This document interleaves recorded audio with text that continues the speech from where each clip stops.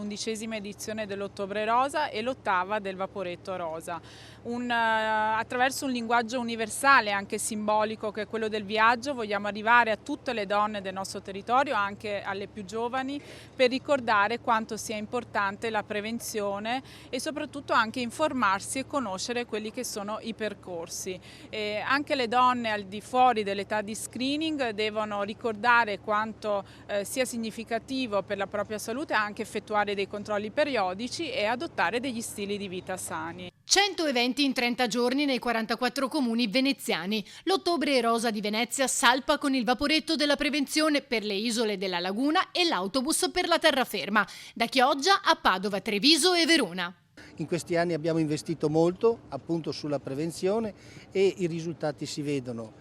Le terapie, le competenze, anche il ruolo dei volontari che supportano le donne in questo percorso hanno fatto sì che malattie che una volta erano viste come un qualcosa di drammatico oggi vengano vissute con più serenità. Anche dal punto di vista della sessualità dopo la malattia, come ricorda la nota ginecologa social, madrina speciale insieme a Sabrina Salerno, oggi assente per impegni. Dobbiamo considerare che non abbiamo solo donne grandi di età, ma abbiamo anche tantissime giovanissime e oggi fortunatamente abbiamo anche delle terapie che possono fare. Fino a qualche anno fa avevamo anche difficoltà a trattarle perché non c'erano farmaci e non c'erano dei meccanismi, diciamo, dei sistemi terapeutici. In questo momento invece li abbiamo e quindi invito tutte le donne che hanno difficoltà ad avere rapporti e che stanno lottando con la malattia o che hanno finito di lottare a rivolgersi al loro ginecologo perché c'è una soluzione anche per tornare ad essere sessualmente attive e soddisfatte.